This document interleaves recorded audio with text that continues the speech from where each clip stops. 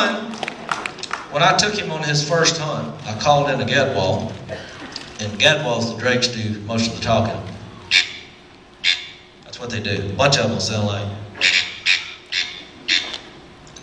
He was having a tough time shooting ducks in flight. He kept missing.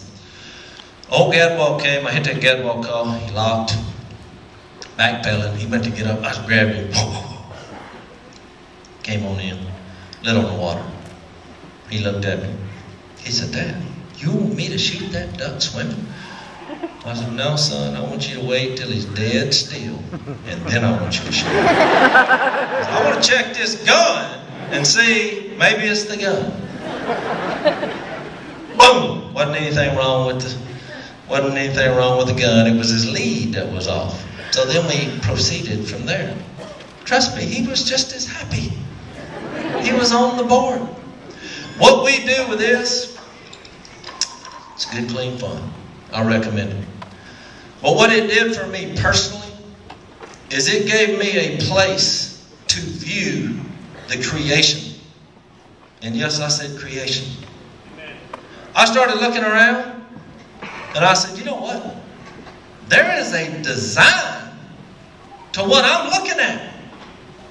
It would be the equivalent of you trying to convince somebody that your house where you dwell just cropped up out of nowhere because we didn't see anyone build it. You know why we know somebody built your house? Because it has a design. You know why I know somebody built this earth? Not just this earth, this galaxy, the cosmos. It has a design. It is living. It's alive. I saw that and thought, it's too complex to have just happened. You're talking about having some faith to believe that it just happened. I couldn't do it. Didn't do it. People say, oh, well, that's Mother Nature. You know, as much as I've been out in the woods, I've never bumped into anybody called Mother Nature.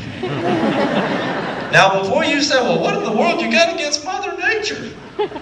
That is an imaginary slogan that someone come up with to try to explain something. I'm not sure what. Now, I use the word nature, but God uses a phrase that I'm going to share with you. It's called the divine nature. You say, what do you mean? Romans chapter 1, verse 20. You can look around.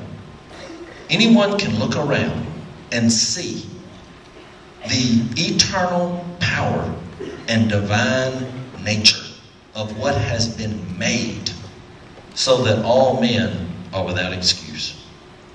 You take anything. Take a peanut tree. It comes out of an acorn. Are you kidding me? How's that happening? Oh, that's photosynthesis. Really?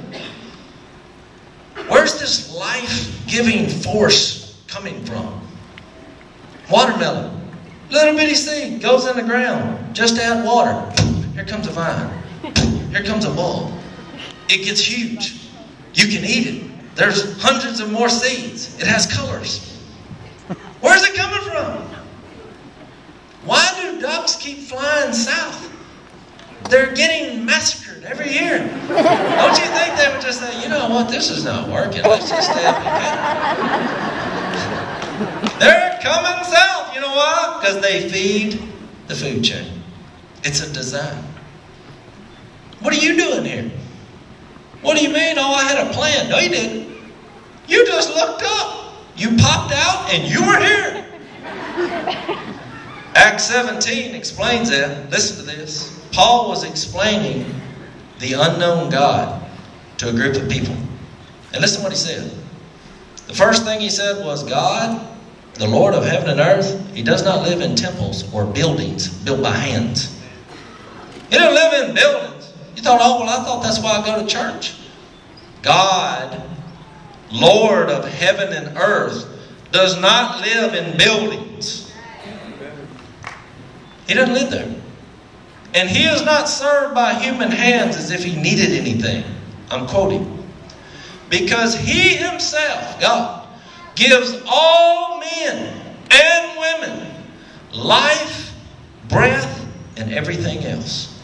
And He determined the exact times for them. I'm still quoting. And the exact places where they should live. He did this so that all men would seek Him, reach out for Him, and find Him. You are not an accident. You're a human in the womb and outside of it. Humans are more important than animals. With a world that protects animals and shows disregard to humans, that's the wrong path, because that was not God's idea.